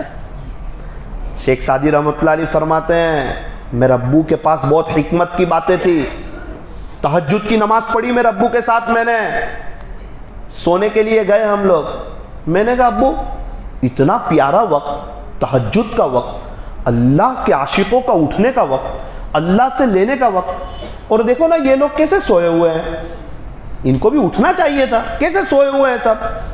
میرے ابو نے ایک آہ بھری، فرمایا سعدی یہ سو رہے ہیں نا تہجد کے وقت تو ان کو گناہ نہیں ہو رہا ہے، اور تو نے غیبت کی نا تو تجھے غیبت کرنے کا گناہ ہوا۔ کیا بہتر تھا کہ تو بھی تہجد نہ پڑھتا، سویا رہتا، لیکن ان لوگوں کی غیبت نہ کرتا۔ اللہ اکبر کبیر۔ فرماتے ہیں کہ بچپن میں ایسی بات دل پہ لگی کہ لائف ٹائم کبھی کسی کی غیبت کرنی نہیں۔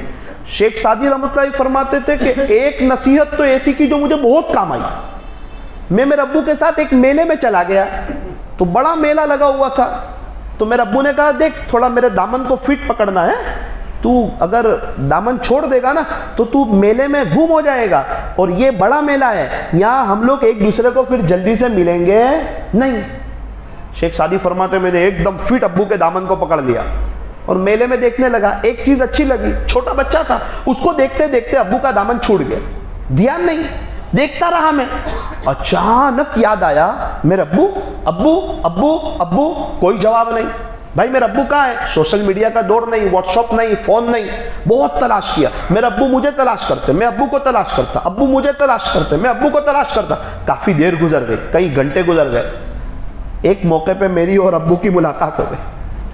فرماتے میرے ابو نے میرا کان پکڑا، ہلکے سے مچوڑا اور کہا سعدی تجھے کہا تھا نا مضبوطی سے پکڑنا، آج تو نے چھوڑا تو دنیا کے میلے میں گم ہو گیا۔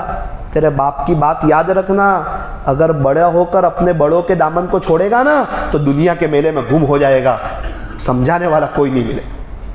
اپنے بڑوں کے ساتھ رہنا، البرکۃ مع اکابرکم، تمہارے لیے برکت تمہارے بڑوں کے ساتھ رہنا۔ او میرے عزیزو، یہ سب باتیں اس لیے ہیں کہ میں اور آپ اللہ کی طرف آ جائیں۔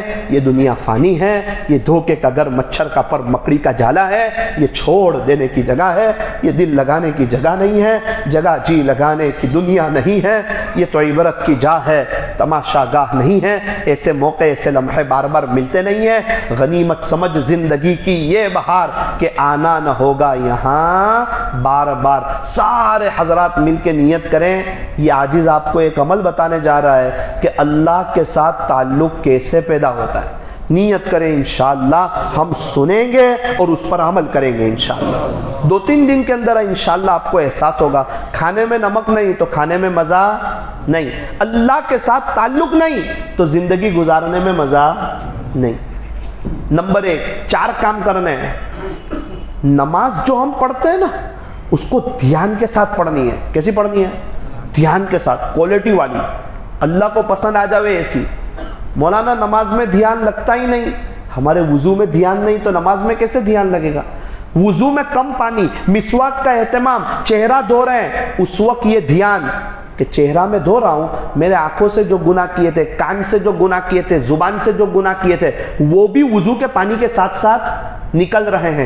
ہاتھ دھو رہا ہوں، ہاتھ سے جو گناہ کیے تھے وہ بھی نکل رہے ہیں. میں سر کا مسح کر رہا ہوں، سر سے جو بری باتیں سوچی تھی نا وہ گناہ نکل رہے ہیں. پیر دھو رہا ہوں، پیر سے جو میں غلط جگہ چل کے گیا تھا نا وہ گناہ نکل رہے ہیں. اب وضو دھیان والا ہوگا، اب نماز میں دھیان پیدا ہوگی. اپنے آپ سے کہیں دیکھ تو اللہ کے سامنے کھڑا ہے اور اللہ تیری طرف متوجہ ہیں. اب نیت کر کے قول باندھے اور قیام کی حالت میں ہو تو سجدے کی جگہ پر دیکھیں اور استحضار رکھیں کہ آج میں زمین کے اوپر ہوں، ان قریب زمین کے نیچے ہوں گا. رکوع میں جائیں، پیر کے انگوٹھے کی طرف دیکھیں، استحضار رکھیں کہ انتقال ہوگا تو سب سے پہلے روح پیر کے انگوٹھے سے نکلنا شروع ہوگی. سجدے میں جائیں، ناک کی سمت دیکھیں، یاد رکھیں انتقال کے بعد، دفن گیری کے بعد سب سے پہلے جو چیز ختم ہوتی ہے وہ بدن کی ابھری ہوئی ہڈی ناک ختم ہوتی ہے. جب قاعدے میں بیٹھیں اپنی گود اور یاد رکھیں کہ جس طرح یہ خالی گود ہے اس طرح ایک دن جب میں دنیا سے جاؤں گا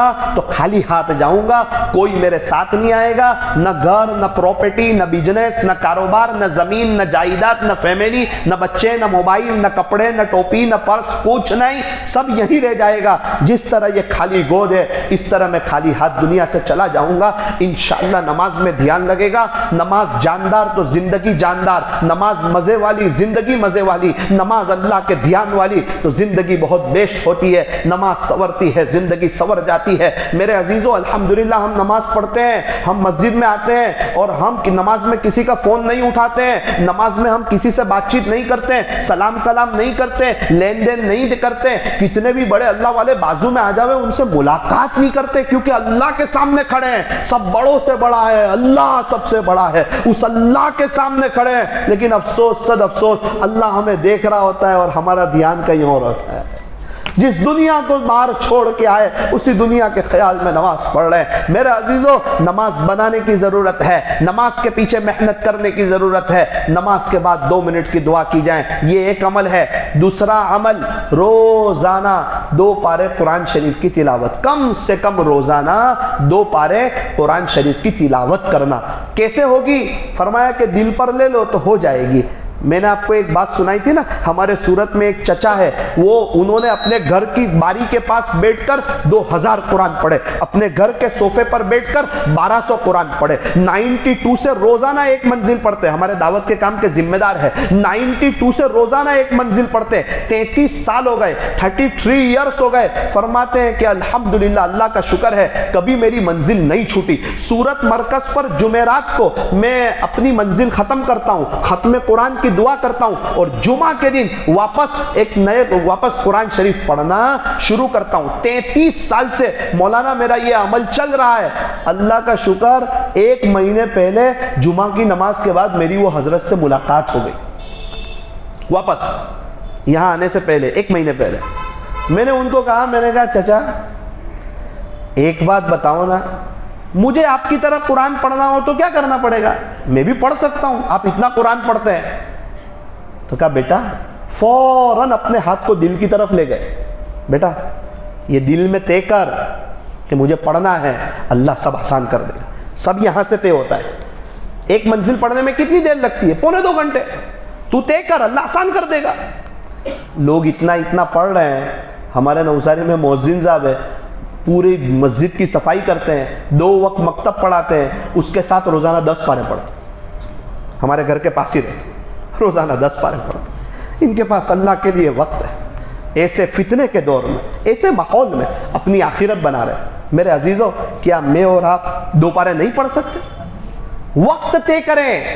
کھانے کا وقت طے ہے، سونے کا وقت طے ہے، اٹھنے کا وقت طے ہے، کاروبار کا وقت طے ہے، نمازوں کا وقت طے ہے، تو یہ سارے کام ہو جاتے ہیں. قرآن کی تلاوت کا وقت طے نہیں ہے، اس لیے نہیں ہوتی. جب ایک وقت طے کرے، صبح میں 1 پارہ پڑھوں گا، شام کو 1 پارہ پڑھوں گا، ہو جائے گا. ظہر بعد 1 پارہ پڑھوں گا، عشاء کے بعد 1 پارہ پڑھوں گا. تو نیت کرو انشاءاللہ وقت طے کر کے قرآن شریف کی تلاوت کریں گے، انشاءاللہ کریں گے. تو 5 وقت کی نماز کوالٹی والی، 2 منٹ کی دعا، روزانہ 2 پارے صبح اٹھنے سے لے کے رات سونے تک، اور 2 منٹ کی دعا۔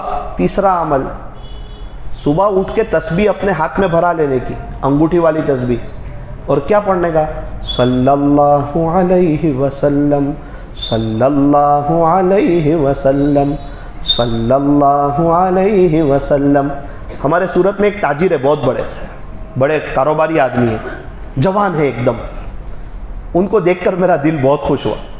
صورت میں بیان تھا تو وہ نوساری میں مجھے لینے بھی آئے، رکھنے بھی آئے۔ پورے راستے میں میرے سے کوئی بات نہیں کی۔ میں نے کہا بھائی آپ نے پورے راستے میں کوئی بات چیت نہیں کی؟ تو کہا مولانا آپ نے جتنی بات کی اس کا جواب تو میں نے دیا۔ بولے میں اپنی طرف سے کوئی بات شروع کرتا نہیں ہوں کیونکہ میں بیزی ہوں۔ میں نے کہا کیا کرتے ہیں؟ انگوٹھی والی تسبیح بتائی کہ میں درود شریف پڑھتا ہوں مولانا۔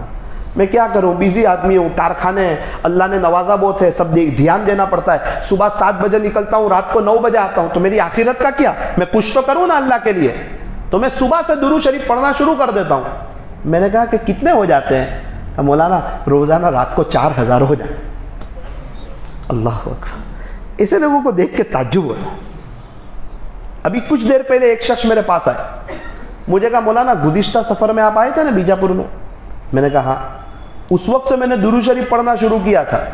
میں نے کہا بہت اچھا ماشاءاللہ، کتنے پڑھ لیے؟ کہتے آپ کو 3 مہینے ہوئے، الحمدللہ میں نے اس وقت سے ابھی تک 5 لاکھ پڑھ لیے۔ کیسے لوگ دل پہ لے لیتے ہیں اور آخرت کی تیاری کر لیتے ہیں۔ کبھی کبھار ایسا ہوتا ہے کہ مجمع میں کوئی ایسا شخص عمل والا ہوتا ہے جو ہم سے آگے نکل جاتا ہے، ہم تصور نہیں کر سکتے۔ تھوڑا دل پہ لے لے کہ صبح اٹھ کے مجھے درود شریف پڑھنے ہیں اور رات تک پڑھنے ہیں، اور انشاءاللہ دعا کر کے سوؤں گا، سوئیں گے انشاءاللہ۔ آخری بات، بہت بہترین عمل، زبردست عمل، آخرت کی تیاری کرانے والا عمل، اللہ کے عاشقوں میں شامل ہونے والا عمل۔ رات کے آخری پہر میں ہے نا، اللہ پہلے آسمان پہ آتا۔ کون؟ اللہ پہلے آسمان پہ آتا، ایک فرشتے سے اعلان کرواتا ہے کوئی سوال کرنے والا؟ بھائی کسی کا کوئی سوال ہے؟ کوئی پاسپورٹ نہیں بن رہا ہو، ویزا نہیں لگ رہا ہو، عمرے میں جانا ہو، بڑا گھر چاہیے، خود کا بزنس چاہیے، کوئی اثرات، تکلیف، بلا مصیبت ہو، جادو ہو گیا ہو یا کوئی تکلیف ہو گئی ہو، ایسا کوئی ہے؟ رشتہ نہیں ہو رہا ہو، بھائی ایسی کسی کو کوئی تکلیف ہے؟ کسی کے بچے کو جاب نہیں مل رہی ہو، اولاد نہ ہو رہی ہو، حل من سائلین، کسی کا کوئی سوال ہے؟ اللہ پورا کرنے کے لیے آ گئے پہلے آسمان پہ، ہے بھائی کوئی؟ سارے اللہ والے اڑ جاتے، اللہ ہمارے سوال ہے، اللہ ان کو بہارے دے دیتا ہے، سب اللہ والے بہاروں والے، اور ہم لوگ میٹھی نیند سوئے رہتے، صبح اٹھ کے روتے رہتے، ہمارے کام ہی نہیں ہوتے جی، ہمارے مسئلے ہی حل نہیں ہوتے، اور ہمارے تو بہتری نہیں ہوتی۔ او میرے عزیزو، میں آپ کو یہ نہیں کہتا آپ 1-2 گھنٹہ دے دو، میں آپ سے درخواست کرتا ہوں صرف 10 منٹ کی، صرف 10 منٹ کا کہتا ہوں۔ 4 بجے کا الارم رکھو اور اٹھو، وضو کرو، 2-4 رکعت پڑھو، 2 منٹ ہاتھ اٹھاؤ، 4:10 کو آپ واپس سو جاؤ۔ اپنی طلب بتاؤ، اللہ مجھے بھی طلب ہے، میں آپ کے عاشقوں میں شامل ہونا چاہتا ہوں، مجھے بھی قبر کی میٹھی نیند کی فکر ہے۔ ابھی آپ کو ایسا لگتا ہوگا نیند ٹوٹے گی نا، مزہ نہیں آئے گی، ایک ساتھ نیند لوگے نا مزہ نہیں آئے گی، ایک نیند کٹ کر کے خدا کے سامنے پیشانی جھکا کے دوبارہ سو گے نا، اس میں جو لذت آئے گی آپ تصور بھی نہیں کر سکتے۔ اور تہجد کے وقت میں جب انسان اکیلے میں بیٹھ کے اللہ سے باتیں کرتا ہے، اس وقت اس کو لگتا ہے یار اللہ صرف میرا ہے، اللہ صرف میرا ہے، اب پھر کوئی مسئلہ نہیں ہے، سب سے بڑی سپر پاور طاقت اللہ ہے۔ اس لیے فرمایا داعی کے لیے تہجد لازم ملزوم ہے۔ اللہ کے راستے میں ہمیں جانا ہے نا، قربانیاں دینی ہے نا، امت کا حال بے حال ہے نا، گوشت، ملاقات، مہینے میں 3 دن، سالانہ چلہ، بار بار 4 مہینے، اندرون بیرون۔ مولانا یہ قربانی دے رہا ہے، وہ قربانی دے رہا ہے، وہ اپنی قبر میں جائے گا، ہماری قبر میں نہیں آئے گا۔ میں قربانی دوں گا، میں نبی والی فکر کو لے کے چلوں گا، میں ایک ایک کے پاس جاؤں گا، میں گشتوں میں جاؤں گا، میں ملاقاتوں میں جاؤں گا، میں اللہ کے بچھڑے ہوئے بندوں کو میں اللہ سے جوڑوں گا۔ ایک بزرگ کے پاس ایک آدمی آیا، حضرت جی یہ دعوت کا کام فرض ہے، واجب ہے، سنت ہے کہ نفل ہے؟ حضرت نے فرمایا کہ بیٹا، کہا جی اگر تیرا بیٹا دریا میں ڈوب رہا ہو، اس کو بچانا فرض ہے، واجب ہے، سنت ہے کہ نفل ہے؟ اس نے کہا حضرت ابھی تو میں اس کی طرف پڑھوں گا نہیں، پہلے کود کے اس کو بچاؤں گا۔ حضرت نے فرمایا امت جہنم کی طرف جا رہی ہے، ابھی تو یہ پوچھ رہا ہے فرض ہے، واجب ہے، سنت ہے کہ نفل ہے؟ امت کا حال بے حال ہے، امت ایک دم کنارے کھڑی ہے، ان کو سمجھانے والا کوئی نہیں، ان کے لیے رونے والا کوئی نہیں، ان کے لیے تڑپنے والا کوئی نہیں۔ بستی میں کچھ دیوانے تو ایسے ہو جو ان کے پاس صرف اللہ کے لیے جا رہے ہو اور رات کو تہجد میں اٹھ کے رو رہے ہو۔ اس لیے میرا عزیز نیت کرو، انشاءاللہ آنے والے اجتماع کو کامیاب بنائیں گے، انشاءاللہ اجتماع سے پہلے کی محنت کریں گے اور زون میں جائیں گے اللہ کے راستے میں۔ اس عاجز کی ایک بات یاد رکھنا، اللہ موقع دینا آپ کو تو زون میں ایک چلہ لگا دینا، اللہ آپ کو امت کا درد دے دے گا۔ آپ کو اپنی بستی کے احوال پتہ چلیں گے، دیہاتوں کے لوگ کس حال میں ہیں اور لوگوں کے اندر کیا کیا ہو رہا ہے۔ ابھی کچھ وقت پہلے آپ کے کرناٹک کے ذمہ داروں کی جماعت چل رہی تھی، ذمہ دار مجھے ملے، مجھے کہا مولانا ایک جگہ گئے، دل ٹوٹ گیا مولانا، ہمارے علاقے میں دل ٹوٹ گیا، ہم نہیں سوچ سکتے تھے، ہم سمجھتے تھے دور دور برا حال ہے۔ میں نے بولا کیا ہوا؟ ایک شخص تھا نوجوان، اس کو پوچھا بیٹا ہمارے نبی کا نام کیا؟ تو اس نے کہا گاندھی جی۔ مولانا دل ٹوٹ گیا۔ اللہ پوچھے گا اگر آخرت میں تو ہم کیا جواب دیں؟ ہمارے علاقے کا اللہ کے نبی صلی اللہ علیہ وسلم کا زیادہ تر وقت زون میں لگایا، ایک ایک کے پاس جا رہے ہیں، ابو جہل کے پاس جا رہے ہیں، ابو لہب کے پاس جا رہے ہیں، عتبہ کے پاس جا رہے ہیں، شیبہ کے پاس جا رہے ہیں، مکہ کی گلیوں میں گشت ہو رہا ہے اور اللہ حبشہ والوں کو ہدایت دے رہا ہے۔ اللہ کے نام پر بستی میں قدم، تبلیغ میں نہ کوئی چرچا ہے، نہ کوئی خرچہ ہے، نہ کوئی اس کا پرچہ ہے، سارے مسائل کا آسان حل، بستر اٹھا اور اللہ کے راستے میں چل، اٹھ بندے باندھ کمر، کیا ڈرتا ہے؟ پھر آگے آگے دیکھ اللہ کیا کرتا ہے۔ اللہ کے راستے میں جانا، 40 تہجد، 40 اشراق، 40 اوابین، پورا دن ایمان اور یقین کا مذاکرہ، اور گھر کے نرم نرم بستروں کو چھوڑنا اور چٹائیوں پہ سونا اور تہجد میں اٹھ کے رونا۔ پوری دنیا میں اللہ تعالیٰ نے انقلاب لا دی۔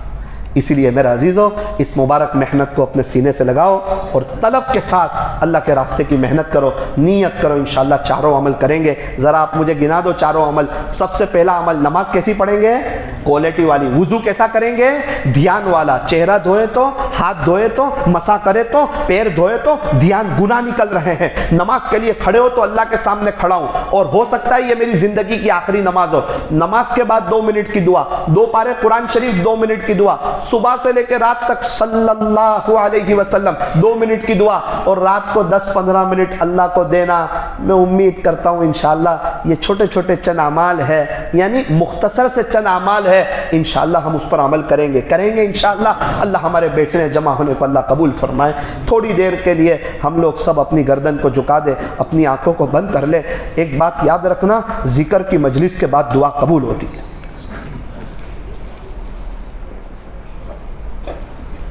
لائٹیں بند کر دو، باہر کی بھی ذرا لائٹیں بند کر دیجئے، اپنی آنکھوں کی لائٹیں بھی بند کر دیجئے، دل کی لائٹ شروع کرنے کی کوشش کیجئے۔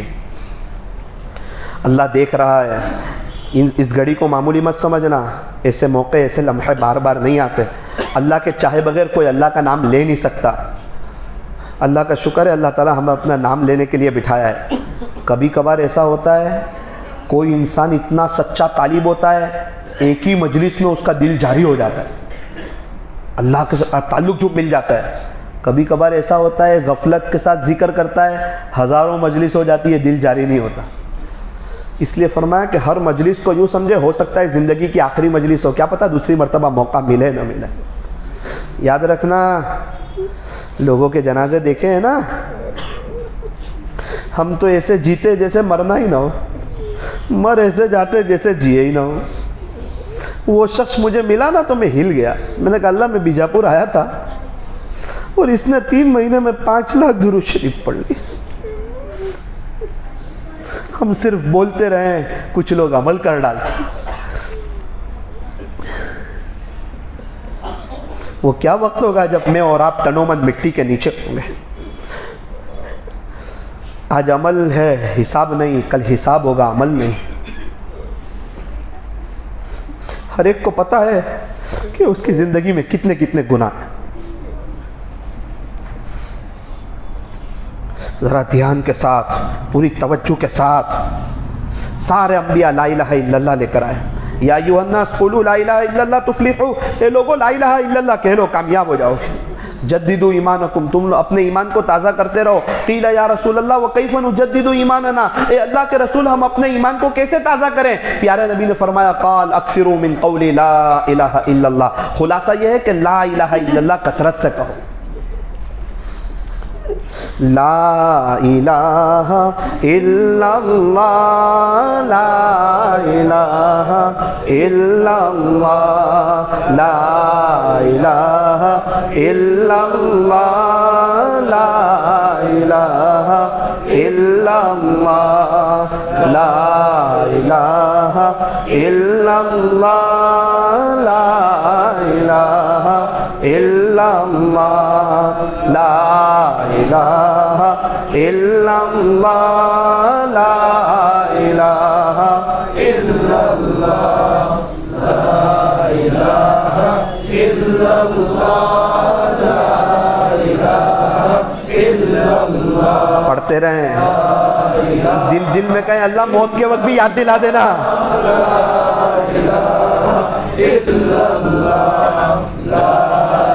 معبود کون ہے, مسجود کون ہے, ہمیں پیدا کس نے کیا, عبادت کس کی جائے گی, کام بنانے والا کون ہے, بگڑی بنانے والا کون ہے, کس سے ہوتا ہے. دھیان ہٹائے گا شیطان. تھوڑی اپنی طلب اللہ کو بتا دینا, آزو بازو والے کو نہ دیکھنا, کوئی ہماری قبر میں آنے والا نہیں ہے.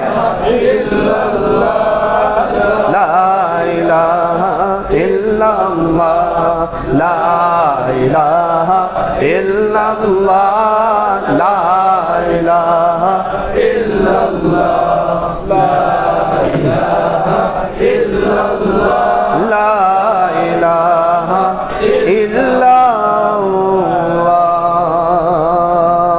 محمد الرسول اللہ صلی اللہ علیہ وسلم. میرے عزیزو, آئس کریم کا مزہ چکھانا, پھل فروٹ کا مزہ چکھانا, کھانے کا مزہ چکھانا, رائس کا مزہ چکھانا, گوشت کا مزہ چکھانا, ڈرائی فروٹ کا مزہ چکھانا, جوس کا مزہ چکھانا, کیٹبری کا مزہ چکھانا, پان کا مزہ چکھانا, چائے کا مزہ چکھانا, اللہ کا مزہ کب چکھو. یہ سب چیزوں میں اتنا مزہ ہے تو اس کے بنانے والے کی ذات میں کتنا.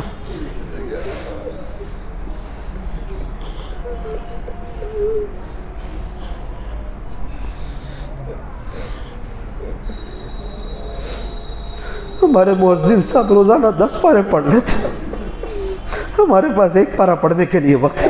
ایسا لگتا ہے اللہ نے محروم کر دیا. اللہ ناراض ہوتے, روٹی بوٹی زمین مکان جائیداد نہیں چھینتے, سجدے کی توفیق چھین لیتے, قرآن کی تلاوت کی توفیق چھین لیتے. فجر کی نمازیں جانے لگتی ہے. ابھی ہم اللہ کو یاد کریں گے, اللہ کا ذکر کریں. اگر کسی کو رونا آ جائے, روتے ہوئے اپنے رب کو پکارے. چھوٹا بچہ کہتا ہے نا ابی امی امی امی, ماں کا دل بڑا ہوتا ہے, ابو ابو ابو کا دل بڑا ہوتا ہے. پورا بدن اللہ اللہ کہہ رہا ہے, پورا بدن.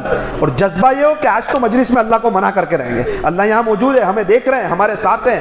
اللہ حاضری اللہ ناظری اللہ مائی, اللہ تعالیٰ یہاں موجود ہے, ہمیں دیکھ رہے ہیں اور ہمارے ساتھ. اللہ کی قسم اللہ یہاں موجود ہے.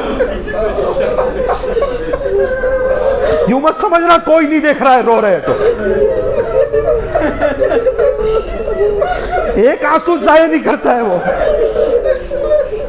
ماں کا بچہ روتا ہے, ماں دوڑ کے آتی. ساری دنیا کی ماں سے زیادہ پیار کرتے, ایک رب ہی تو ہے جو کبھی تانا نہیں دیتا. پہلے کہاں گئے تھے, اب کیوں آئے. ایک شخص کہنے لگا مولانا میں نیکی کے کام کرتا تھا, گناہ بھی کرتا تھا, پھر میں گناہ کرنے لگا کہ چل اب گناہ والی لائن گزاروں گا. رات کو سویا, خواب دیکھا, یوں فرمایا میرے بندے میں تے کو معاف کرتے ہوئے نہیں تھکا, تو توبہ کرتے ہوئے کیوں تھک گیا.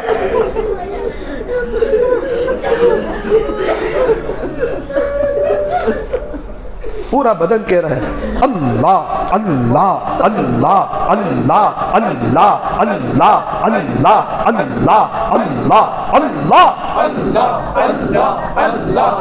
کس نے پیدا کیا؟ کون کھلا رہا ہے؟ کون پلا رہا ہے؟ ہاتھ پیر کس نے دیے؟ آنکھ ناک زبان کس نے دی؟ قبر میں کون کام آئے گا؟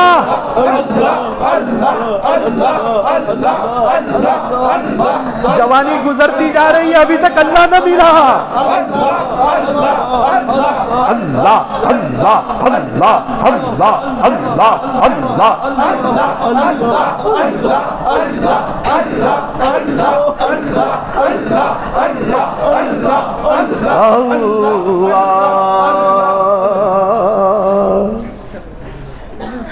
آنکھوں کو بند رکھیے، دل سے اللہ کو یاد کر لیجیے۔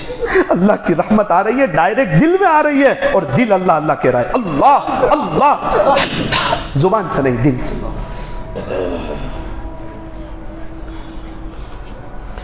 جب آنکھیں بند کر کے گریبان میں جاکیں گے نا، اپنے گناہ یاد آئیں گے۔ تھوڑی سی نیکی کر کے انسان اتراتا ہے میں نیک ہوں۔ ہم نے جو گناہ کیے نا، اگر اللہ اس کی چادر ہٹا دے تو ہمارا بچہ ہم کو ابو نہ کرے، ملاقات میں جائے تو کوئی ہم سے بات نہ کرے۔ اسی لیے اللہ والے کہتے ہیں اپنے گناہوں کو یاد رکھ، یہ جو تیری عزت ہے یہ خدا کی ستاری کی چادر کی وجہ سے۔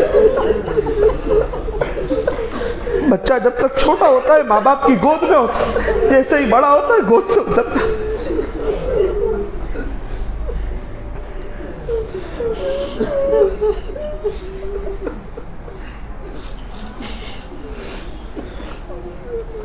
ہوا و حرص والا دل بدل دے، میرا غفلت میں ڈوبا دل بدل دے، بدل دے دل کی دنیا دل بدل دے، خدایا فضل فرما دل بدل دے، سنوں میں نام تیرا دھڑکنوں میں، مزہ جائے مولا دل بدل دے، گنہگاری میں کب تک عمر کاٹوں، گنہگاری میں کب تک عمر کاٹوں، بدل دے میرا رستہ دل بدل دے، کروں قربان اپنی ساری خوشیاں، تو اپنا غم عطا کر دل بدل دے، تیرا ہو جاؤں اتنی آرزو ہے، بس اتنی ہے تمنا دل بدل دے، پڑا ہوں تیرے در پر دل شکستہ، رہوں کیوں دل شکستہ دل بدل دے، میری فریاد سن لے میرے مولا، بنا لے اپنا بندہ دل بدل دے، میرا ظاہر سور جائے الہی، میرے باطن کی ظلمت دور کر دے، دل مغموم کو مسرور کر دے، دل بے نور کو پر نور کر دے، مائے وحدت پلا مخمور کر دے۔ اللہ شرابی شراب کے نشے میں مست ہوتا ہے، ہمیں آپ کے نام میں مشق کر دے، آپ کی یاد میں مشق کر دے، مائے وحدت پلا مخمور کر دے، محبت کے نشے میں چور کر دے، نہ دل مائل ہو میرا ان کی جانب، جنہیں تیری عطا مغرور کر دے، ہٹا لوں آنکھ اپنی ماں سوا سے، جیوں میں تیری خاطر دل بدل دے۔ بہت سی چیزوں کے لیے جیا، کاروبار کے لیے، بزنس کے لیے، گاڑیوں کے لیے، یہ مل جائے وہ مل جائے یہ مل جائے، ہٹا لوں آنکھ اپنی ماں سوا سے، جیوں میں تیری خاطر دل بدل دے، بدل دے دل کی دنیا دل بدل دے، خدایا فضل فرما دل بدل دے، سنوں میں نام تیرا دھڑکنوں میں، اللہ ہم زبان سے آپ کو یاد نہیں کرتے، دھڑکنوں میں پتہ نہیں کب آپ کا نام سنیں۔ سنوں میں نام تیرا دھڑکنوں میں، مزہ جائے مولا دل بدل دے۔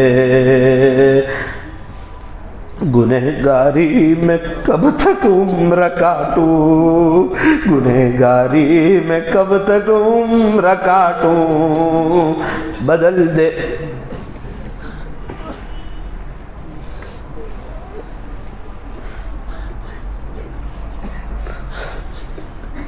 یار اللہ گناہوں سے جان چھوڑ، غیبت سے بچا، کہیں ایسا نہ ہو آخرت میں ہمارے ہاتھ کچھ نہ آئے، سب غیبت کرنے والوں کو نیکیاں پہنچ جائیں۔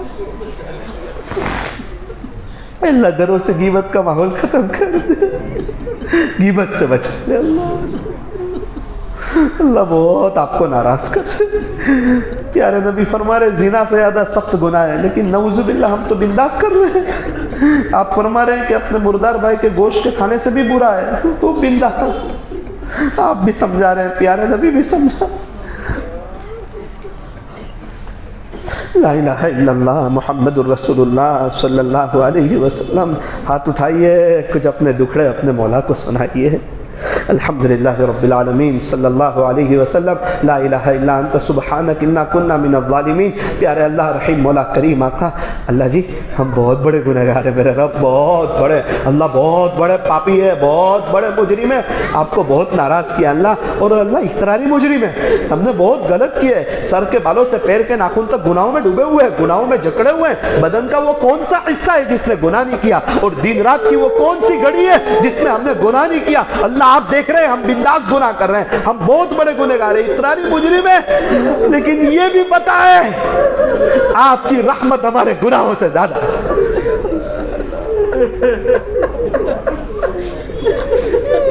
اللہ آپ نے کہا تھا اخلاص کے ساتھ نیکیاں کرنا، ہم اخلاص کے ساتھ گناہ کرتے رہے۔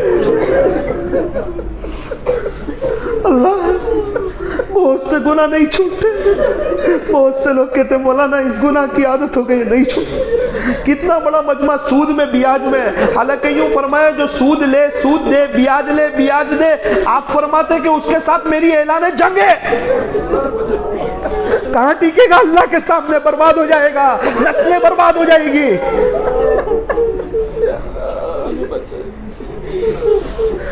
کتنے لوگ مشتزری میں ہیں۔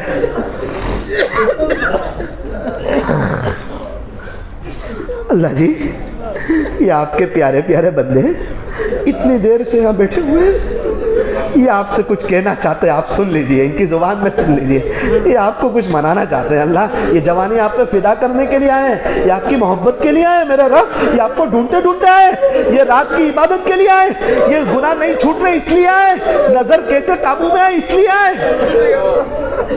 یہ آپ کی خاطر آئے، یہ پیسے لینے نہیں آئے، یہ دنیا کے لیے نہیں آئے۔ اپنی اپنی زبان میں کچھ دل کھول کے مانگ لیجیے آج۔ پیارے اللہ یہ آپ کے بندے آپ سے مانگ رہے ہیں، میں ذرا سائٹ ہٹ رہا ہوں، آپ ان کی باتوں کو سن لیجیے۔ یہ نیک لوگ ہیں، بیجاپور والے، یہاں دینی ماحول ہے، ان کے صدقے طفیل مسیح کار کو بھی معاف کر دینا۔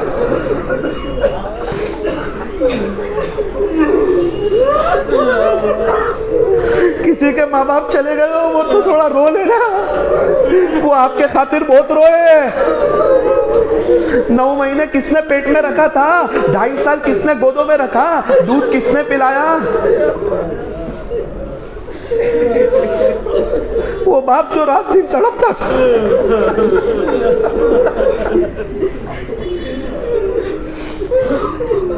ہمارے ایک مولانا ہے بہت اچھا بیان کرتے، بیان کر کے گاڑی میں آ کے ایک دم بے چین ہو جاتے، مولانا کیا ہوا؟ ابھی تو بہت خوش تھے، افسوس میں آ جاتے، خلاصہ میرا بیٹا 11 سال کا ہے، نابینا ہے، دنیا میرے بیان سنتی ہے، وہ مجھے آج تک دیکھ نہیں سکا، مکہ مکرمہ لے گیا تھا، اللہ کا گھر نہیں دیکھ سکا، تڑپتے رہتے، روتے رہتے، اور ہمارے بچے دیکھ رہے ہیں، ہم دیکھ رہے ہیں، لیکن ہم اللہ کا شکر ادا کرنے تیار۔